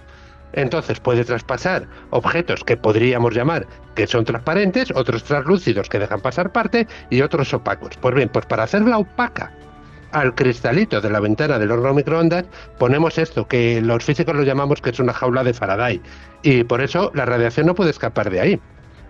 Claro, claro. Y ya como última pregunta, que nos estamos yendo ya de tiempo, ¿y por qué gira el plato? Pues, ay, qué buena pregunta, Nacho. A ver, el horno... Seguro que tiene una razón ahora te lo explico. Física, seguro. Ahora te lo explico. El horno no calienta por igual en todos los puntos, porque bueno, una vez generada la radiación por el magnetrón, va hasta, bueno, lo lleva una guía de ondas y hasta un ventilador que distribuye la radiación. Es como si fuera un aspersor con el agua cuando regamos el jardín. ¿Qué pasa? Un aspersor, por muy bien que lo pongas, y esto es una radiación, es diferente. Pero bueno, el caso es que en la cavidad del horno se puede crear una radiación estacionaria que tiene sus nodos y tiene sus crestas y sus valles. En la parte donde está el nodo, ahí no va a tener radiación y por lo tanto no va a calentar. Un horno es como si fuera, es similar a la caja de resonancia de una guitarra o de un violín.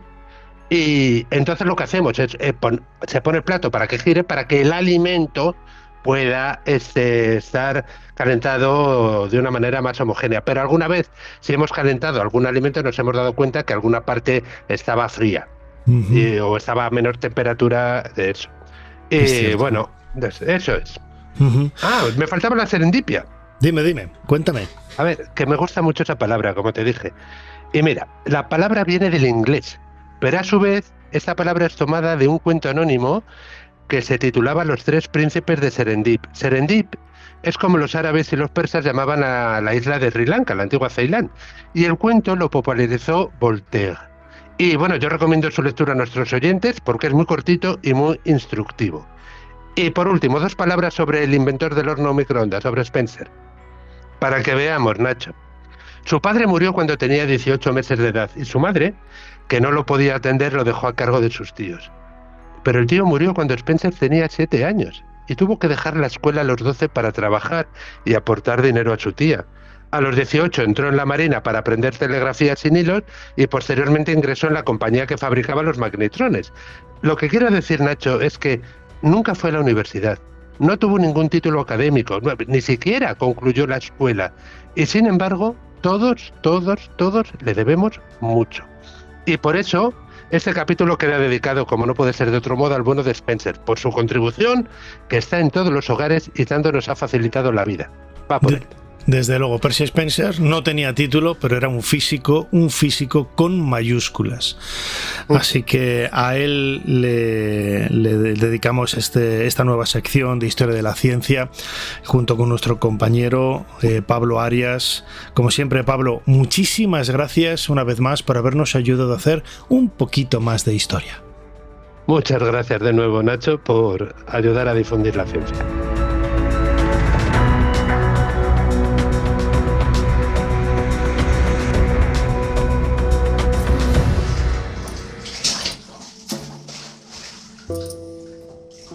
En todos los límites del imperio, mis súbditos siguen preguntándose cuál es la fuente de conocimiento de la reina de los egipcios. Bien sabéis que todo está en la biblioteca de Alejandría. Mentís, Cleopatra. Hay cosas que no están en la biblioteca. Julio, ¿por qué los romanos sois siempre tan obtusos? ¿Acaso no sabéis en Roma lo que es la historia? Ser Historia con Nacho Ares. Todo lo que quisiste saber de la historia, la madrugada del sábado al domingo, en la cadena SER. La decisión de los griegos de representar de alguna manera a sus dioses como griegos es una auténtica innovación. No estamos del todo seguros de dónde procede. Cuando pensamos en la divinidad, hablamos de lo desconocido. Y solo se puede hablar de lo desconocido en términos de lo desconocido. Xenófanes dijo que si los caballos pudieran dibujar, dibujarían sus dioses como caballos. En la narración de Homero, no es hasta que los dioses y diosas se instalan en el monte Olimpo cuando empieza a desarrollarse la historia de los seres humanos.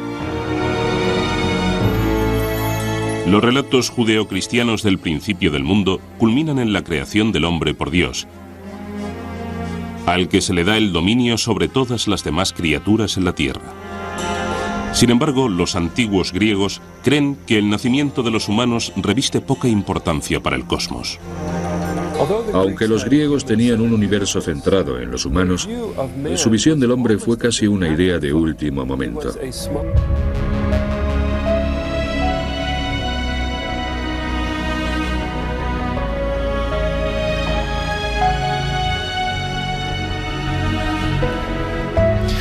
Escuchábamos un fragmento de un documental de Canal Historia, Los dioses de la mitología griega, donde varios expertos nos hablaban quizás de uno de los elementos que más llama la atención, ¿no?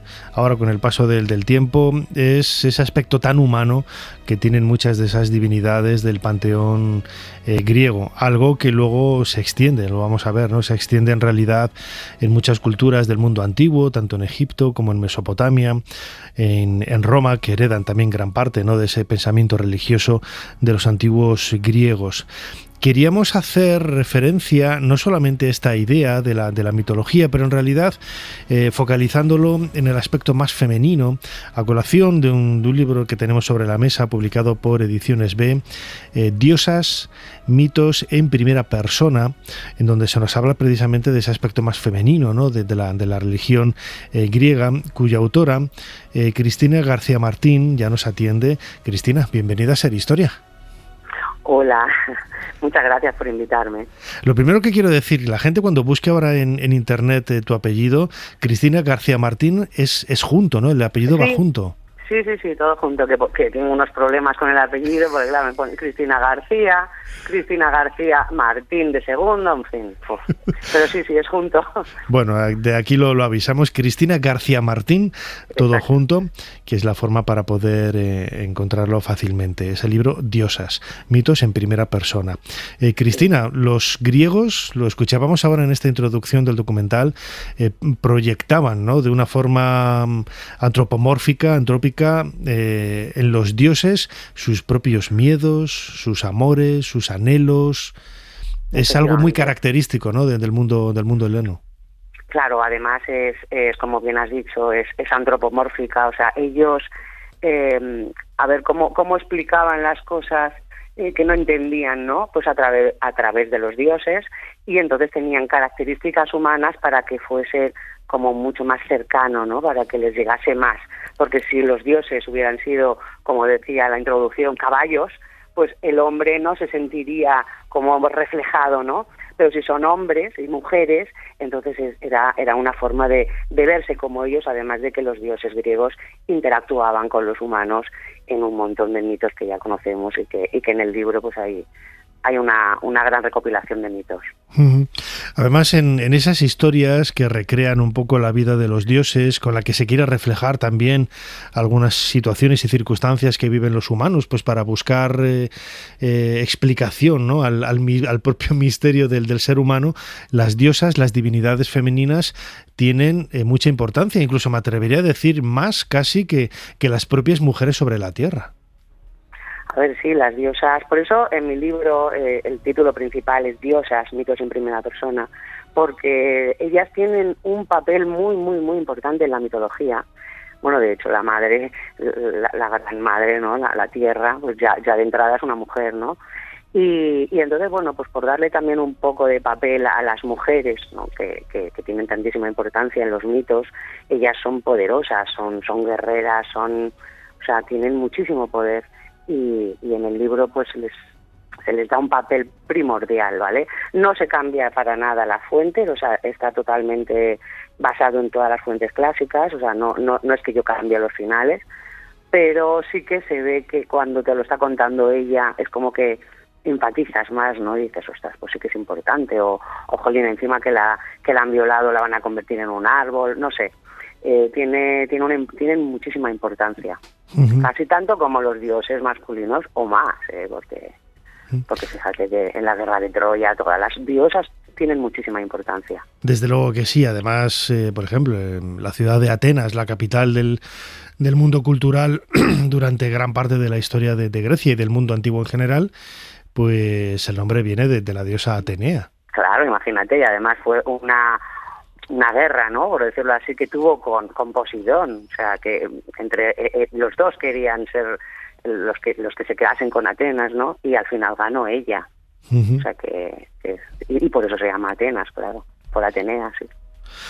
Fíjate, el otro día, hablando con un amigo sacerdote de León, con mentalidad muy abierta, no voy a decir quién es para no ponerle en compromiso con sus compañeros.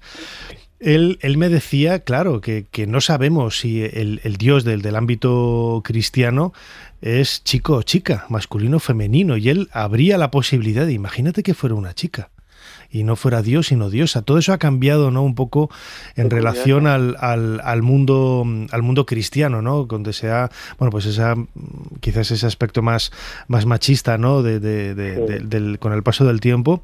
Pero gran parte de esa idea de la divinidad en el mundo antiguo, las primeras representaciones de divinidades en la prehistoria siempre son mujeres, y en Grecia sucede también, hombre, los grandes dioses son masculinos, pero las diosas casi a la par que ellos son mujeres, claro. Claro, pero ten en cuenta que fíjate qué curioso, no había pensado yo eso de que podía ser una diosa, ¿no?, de un dios cristiano, y es verdad.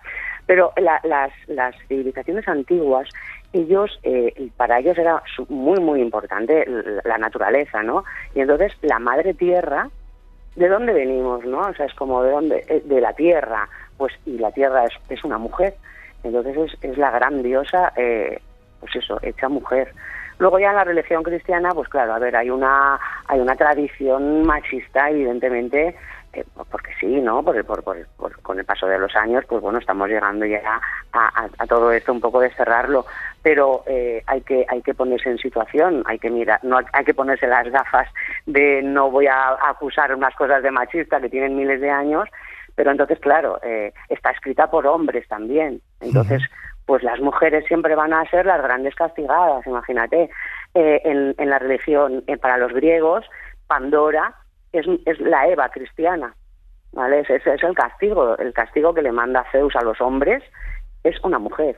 O sea, ya por ahí, imagínate, ya como entramos, ¿no? Pandora es el castigo que nos mandó, ¿no? Que les mandó a aquellos primitivos hombres, con un diluvio además, igual que en el cristianismo. O sea, es que cuando te adentras en la mitología grecorromana, descubres que hay muchísimos paralelismos con otro tipo de religiones, porque el mito de Deucalión y Pirra, que es el diluvio universal que mandó Zeus para exterminar la raza humana, luego te lo encuentras en la Biblia con el arca de Noé, y dices, ostras, pero si esto es lo de Deucalión, ¿no? Entonces, bueno, pues van cogiendo un poco y van asimilando pues lo que más les interesa y van haciendo su propia historia, ¿no? Y su propia religión. Aunque no tiene nada que ver una con otra, ¿no? Las religiosidades son diferentes, pero hay muchísimas similitudes. Y la mujer, pues fíjate, la madre es una mujer ya, para empezar. Pero sin embargo son ellas las grandes castigadas. A ellas son las que van a violar, a ellas son las que les van a convertir en todo tipo de cosas, en fin.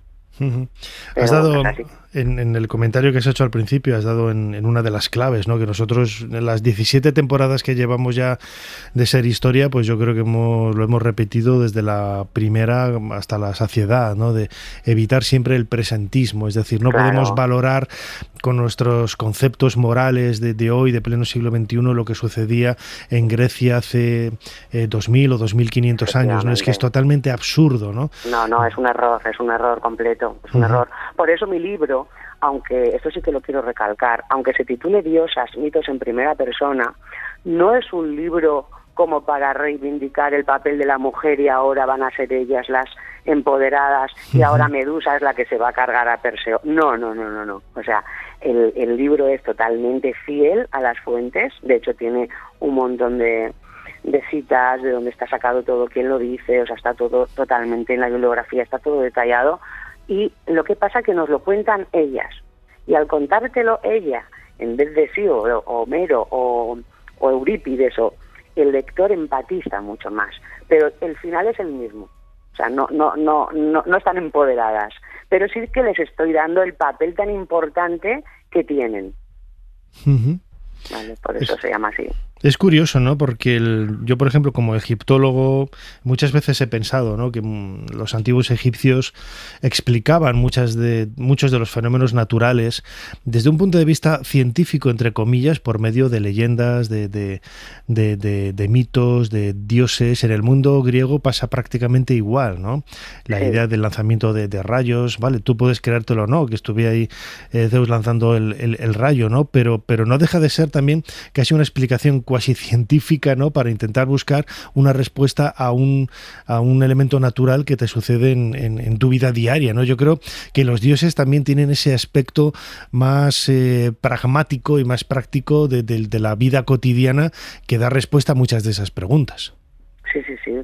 Además, mira, es que, por ejemplo, todo el ciclo de Deméter, claro, ellos ¿cómo explicaban las cosas? Bueno, pues no entendían, no tenían los medios que tenemos ahora y ellos veían que a veces durante un periodo de tiempo hacía frío, luego de repente todo comenzaba a florecer, luego otra vez venía el invierno. Entonces ellos, pues, ¿cómo lo explican? Pues con el mito de Perséfone, de Deméter, que es, al fin y al cabo, es un mito de la agricultura, ¿no? La Ceres romana, que es la diosa de la agricultura, la Deméter griega, entre comillas, lo de Deméter griega, Ceres romana. Ya, no me gusta hacer comparaciones ahí porque no son exactamente las mismas, eso da para otro capítulo, pero bueno, para que la gente nos entienda, ¿no? Que hubo una asimilación por interpretación y dijeron, bueno, pues Deméter es Ceres, en fin. Entonces, ¿cómo lo explican? Pues con el rapto de Perséfone, la madre Deméter está preocupada, está buscándola, deja sus tareas y entonces todo comienza a secarse, ¿no? Viene el invierno y cuando se reúne con ella, otra vez ella está muy contenta y empieza a florecer. Al fin y al cabo te están explicando las estaciones con un mito. ¿Sabes? Es muy bonito y muy curioso. Y fíjate, toda la mitología que hay en el firmamento, ¿vale? Hay un libro muy bonito de Eratóstenes de Cirene que se titula Mitología en el firmamento, creo que es así. Que ahí nos explica absolutamente todo, o sea, todo tiene un mito, desde los signos del zodíaco a la Vía Láctea, cómo se ha formado la Vía Láctea, no sé, la corona boreal, que es Ariadna, en fin, todo tiene una explicación, y entonces ellos, pues así como lo entendían mejor, y luego pues el respeto que les tenían, que todo era por los dioses, lo bueno y lo malo, el castigo y el no castigo, todo era producto de los dioses, ¿no? Y la mitología es fascinante, es muy bonita. Desde luego, además podemos pensar, bueno, pues quizás nosotros ya en un mundo tan mecanizado y tan electrónico y tan avanzado como el nuestro, lo de los mitos lo dejamos un poco de lado, ¿no? Y al contrario, infinidad de aspectos de nuestra intrahistoria, de nuestra vida cotidiana, están basados precisamente en antiguos mitos, en antiguas tradiciones que han llegado desde el mundo clásico hasta nosotros a través del cristianismo, ¿no? La Virgen María, yo lo he comentado muchas veces, es una mezcla entre Isis, entre Afrodita, entre otras divinidades del mundo del Mediterráneo oriental, y que han llegado hasta nosotros y que seguimos pudiendo aprender de ellas, ¿no? Por supuesto, y además es que fíjate que los mitos lo que están transmitiéndonos son las pasiones humanas, los celos, la venganza, el amor, la ira, todo lo que nosotros sentimos ya lo sentían los dioses. Entonces muchos mitos te hacen reflexionar. A mí, por ejemplo, en el libro, ahí sí que me explayo un poco en ese capítulo porque me apasiona la historia de Edipo, y Sófocles la escribe maravillosamente, y esa historia es muy curiosa, y bueno, yo creo que si me dijeses elígeme algo preferido, ¿no? Te diría que toda la historia de Edipo rey, Edipo en colono, cómo va cambiando la historia, en fin, que luego Freud se lo coge para el psicoanálisis un poquito con pinzas, ¿no? Lo de Edipo, porque lo de estar enamorado de la madre, bueno, pues Edipo, no sé si lo sabéis, bueno, supongo que sí, pero sí. No estaba enamorado de la madre, lo que pasa es que por una serie de circunstancias pues se tuvo que casar con ella, ¿no? Es muy muy fascinante y te hace mucho reflexionar esa historia y cualquier mito además también, ¿eh? Eso me gusta. Desde luego, yo creo que hay formas brillantes, ¿no?, para poder entender absolutamente todo esto, ¿no?, de lo que estamos hablando, estos mitos griegos, y llevarlos a nuestra propia persona, porque en realidad, Cristina, imagino que estarás de acuerdo Edipo, ¿no?, es uno de los ejemplos que se utiliza mucho en la psicología, ¿no?, en la psicología médica, en la psicología clínica, quiero decir. En realidad nos damos cuenta de que hace 2500 años los antiguos griegos eran exactamente igual que nosotros. Exactamente iguales. Pero además, ahora que dices lo de la medicina y la clínica y todo, o sea, la mitología ha trascendido tanto a nuestros días que hay un montón de síndromes que tienen el nombre mitológico. Por ejemplo, está el síndrome de Medea, y es cuando una madre mata a sus hijos. Y ese es el síndrome de Medea, para hacer daño al padre, ¿no?, que es efectivamente lo que hizo Medea con Jasón, ¿no? Y luego ya, si nos vamos, por ejemplo, a la etimología, tenemos un montón de palabras, muchísimas palabras que usamos a día de hoy, o sea, con nuestro lenguaje normal, coloquial, que vienen de la mitología. Es que estamos rodeados de mitología, pero no lo sabemos. Y cuando lees el libro dices, ostras, esto viene de aquí y esto de allá, y es muy curioso, o sea, sobre todo que los mitos son preciosos y muy bonitos, y vale, nos quitamos el presentismo porque si no, no nos va a gustar y vamos a odiar a Zeus, y no es plan, ¿vale? Pero te das cuenta de la cantidad de cosas y las explicaciones que les daban al nacimiento de las flores, a por qué las rosas son rojas, a por qué decimos incluso refranes de la caja de Pandora, ¿no? Voy a abrir la caja de Pandora. Todo eso viene de la mitología. Y a mí, sinceramente, me parece maravilloso. Y lo es, desde luego. Invitamos a todos los que nos están escuchando que que buceen en este libro Diosas, mitos en primera persona, publicado por Ediciones B, de nuestra invitada Cristina García Martín, todo junto, García Martín. Sí, y también... bueno, lo pueden buscar también, en Twitter, por ejemplo, o sea, en las redes sociales soy Nike de Samotracia. Sí, es lo que iba a comentar. También por ahí, Nike de lo pueden Samotracia. encontrar también. Sí. Es, claro, no me podía poner otro nombre, ¿no? Desde luego que sí, la victoria de Samotracia, claro que sí. Totalmente. Cristina, como siempre, muchísimas gracias por habernos ayudado a hacer un poquito más de historia. Muchísimas gracias a vosotros por invitarme y cuando queráis.